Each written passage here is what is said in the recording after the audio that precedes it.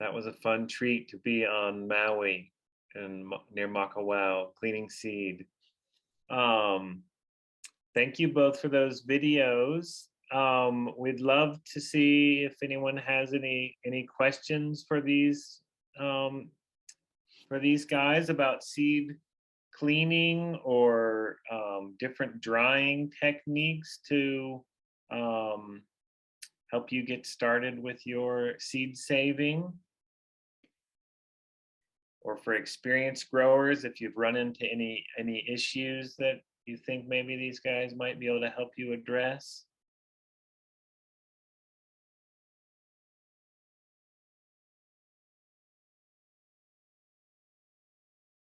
Right. Your videos were so good, guys, that all the questions were answered. Here we got one. Jimbo.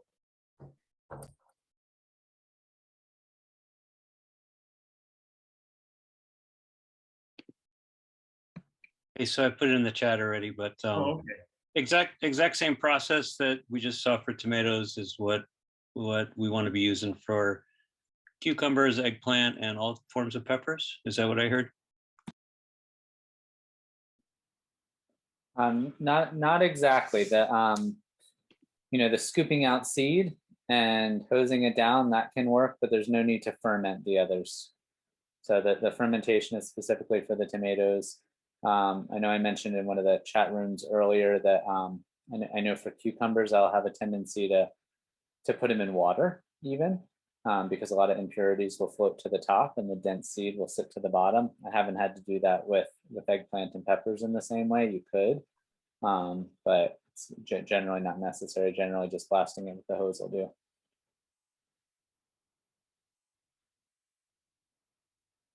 Probably relatively obvious, but be careful when cleaning hot pepper seed or seed that might be hot. You're not sure. You'll find out if it's hot later in your eye. But yeah, I think as you saw in with Evans, yeah, colanders and strainers and lots of bowls are your friends.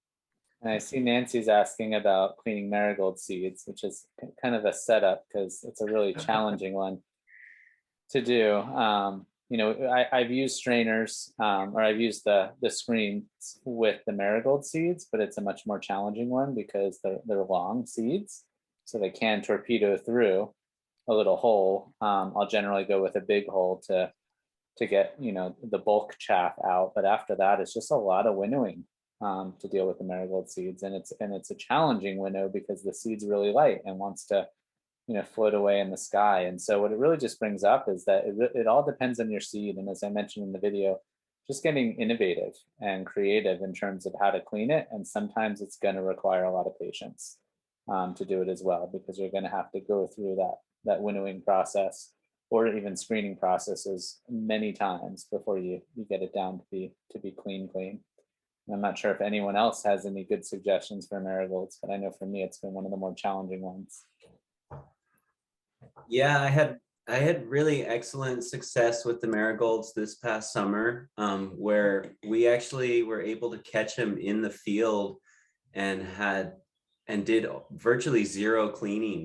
We picked them clean, and it was like turned me on to marigolds. It was like, wow, it was so worth it to take that time to keep looking for those windows when they were like that, because we were inevitably seeing how much time we were saving on the other side of things. And again, I just feel like we got lucky with the timing of the weather. It goes back to that for us, where the timing was right and the crop came just right.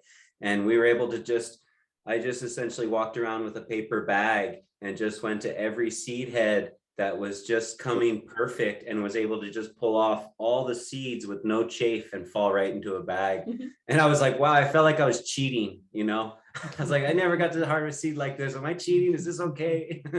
But I felt like I got lucky, but that worked for me with the marigolds this last summer. Yeah. You're a lucky guy, Breton. Unbelievable. I agree. You said it. Yeah. The season is really important. I try to do it off season sometimes, and then we have moist mornings, Yeah. and then a fungus will happen on the stem, real near the flower head, Yeah. and you think mature. They're falling over and they're mature, but they're not No, mature. they're dead. Yeah. And then you got all these junk seed mixed with that good seed. Yeah. I mean, as Evan said, this is, to me, that's the most challenging crop I've grown so far. I got 3 grocery bags right next in the next room of marigolds, trying to figure out what to do with it. I got a ton of germination too, didn't I? Yeah. Yeah, I found that as well, Glenn, and Evan, like that some of the seed heads were, yeah, they had already gotten that fungus from those moist mornings. But fortunately I just was able to identify it. And yeah, the batch that I sent in was, I think, 98% germination. So yeah, I got lucky, and yeah, I'm like, all right, great. So now I'm planting fields of marigolds to like try to increase my luck. Yeah.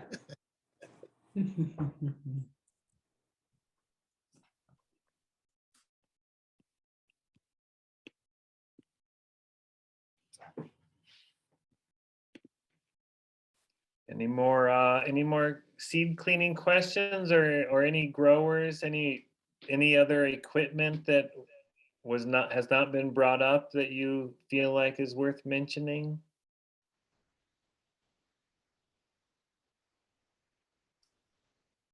I see one in the chat about envelopes or glass. Someone asking which one's better for storing seed. And I would love to hear from folks who are more experienced than I am in seed science. I know if I want to store things long-term, I generally go for glass or the plastic envelopes. Paper ones here especially self-seal before I can open them. Mm-hmm. But sometimes they can be good for putting desiccant in, like Daniela was showing, because it allows some moisture exchange through that. But yeah, I'd love other folks to chime in with their thoughts.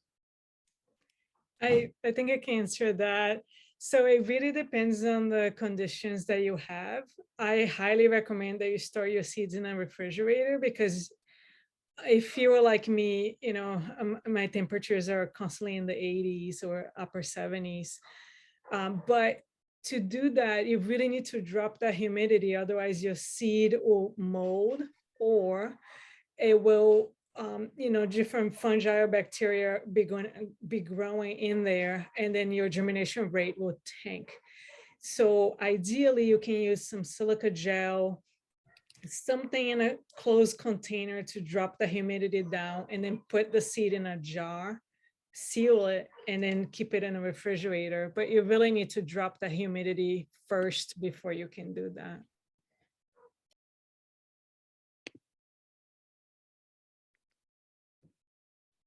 I've really liked keeping seeds, depending on the quantity, in different, like the coin envelopes, and then putting those into, once they're pretty dry, then putting them into those kind of envelopes, and then putting them into either like a bucket that has a seal on it, or a Tupperware that closes, that's got like the rubber seal around it and latches with either the silica beads like Daniela mentioned, or like the Eva Dry, getting them further dried while they're in the paper. And then once that's really dry, then putting that like in a Ziploc bag so that you've got it really dry, and then you're not going to run into it being like out in ambient humidity in the paper, because then it's just going to reabsorb moisture. But yeah, the envelope self-sealing before even using them is definitely an issue. How dry is dry? That's a really good question. It really depends how long you want to save that seed for. I say 40% is pretty good. If you can reach equilibrium at 40%, then you can save your seed for at least 5 years, and then either regrow it or do something else. But if you ask people, seed scientists, they would say it really depends what you're trying to do. So if you're trying to save seed for conservation, you want to save for 20 years, then you really have to drop that humidity, that relative humidity down to 15% and then freeze it, or even lower. Yeah. Thank you. Thanks, Daniela. At the seed bank, they take all of our seeds down to 7 to 10%, and then they're stored in refrigerators and freezers. And it's a very slow process. Part of the seed drying process, in order to ensure that you have a seed that's going to germinate well, is that you want to dry them very slowly. It should take at least a month to get to that level. Fast drying is not ideal. Absolutely, I agree. But for vegetable seeds, you don't need to go to 7%.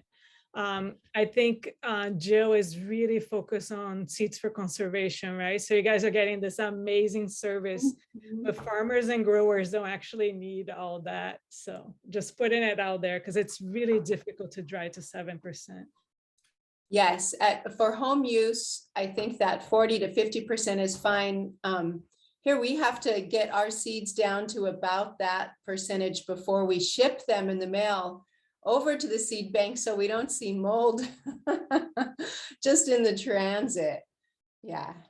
So we use fans, you know, and that first level to really get the seeds dry, to get that first level of dryness off as fast as possible. And then we put them into buckets with the dry beads.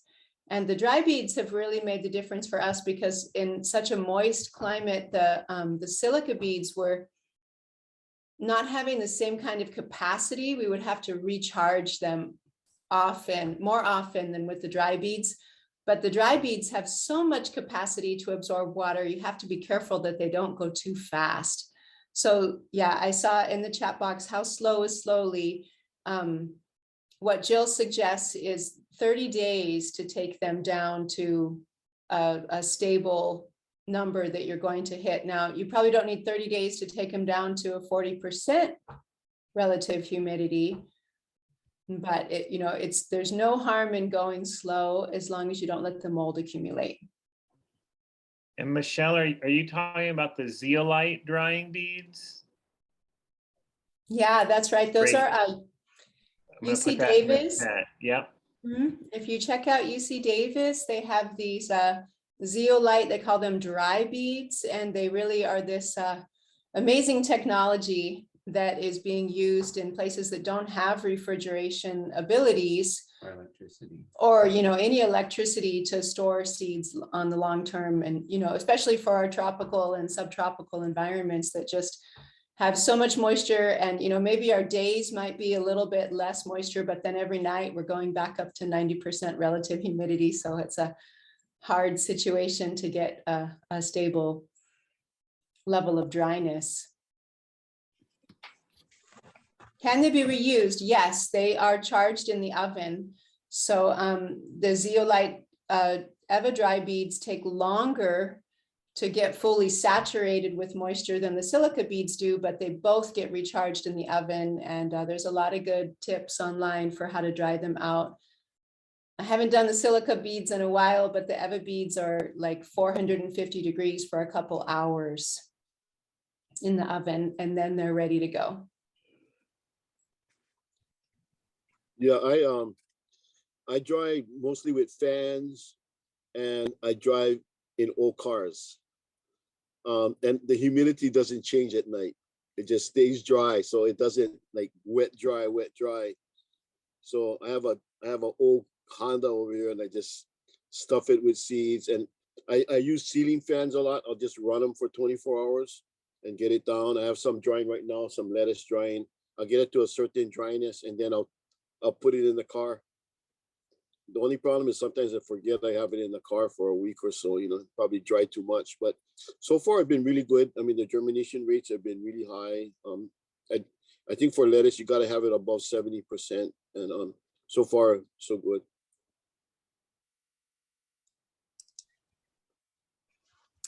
So I just wanted to address if they're food safe. And I know the EverDry are food safe. They were actually designed for food products, for dried fruit or for grains, for barrels of grains to keep them dry. Like Daniela said, you do want to keep the beads from getting direct contact with your food product or with your seed, because that can damage them, pulling away too much moisture too quickly.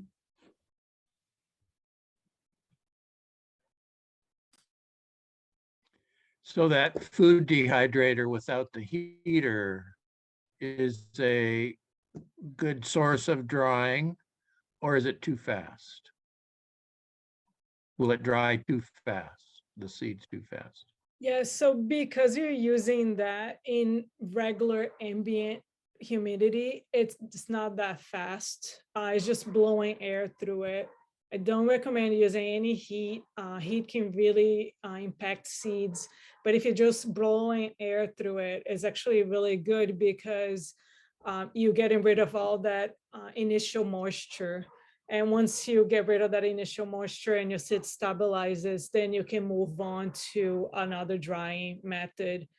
And I really need to say that knowing what your relative humidity is really the first step, because at work, I have 70 to 80% relative humidity, very different from my house, for example. So it's really beneficial for people to just track it, and look at to see what they have. So when they are bringing things down, they have an idea of what to do and how fast you. to go. Mhm. Yeah, the fan on the dehydrator works really well. Do not use the heat, even at the lowest level. I've cooked green onion seeds. And if you do, if you're stuck with a dehydrator with the heat, monitor the temperature outside of the without the machine itself, like say with a long probe or saw probe or another type of electric temperature probe, so you know what the temperature really is. So anytime you have to use a dehydrator, you can't disconnect the system, turn it down to the lowest, but monitor the temperature. You get it up to 90, 95, you're in big trouble.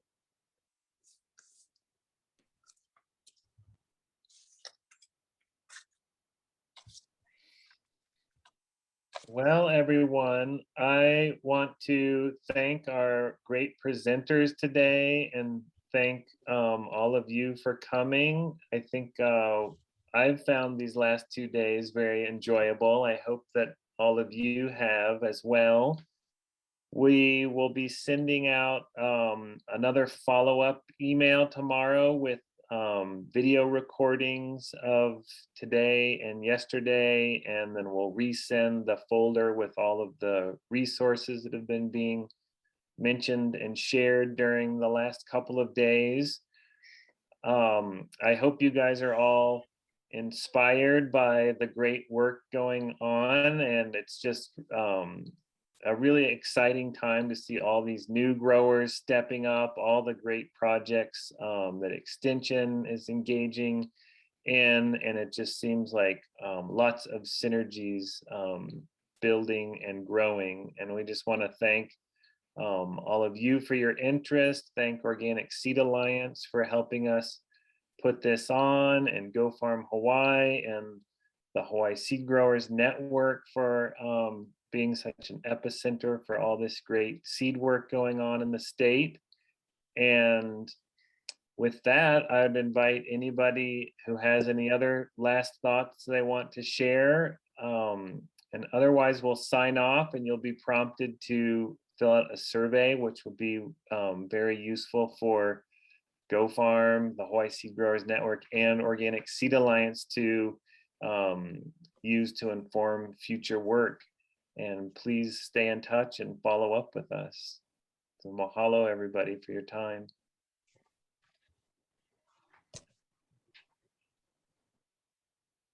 How do you get into Grow Farm Hawaii?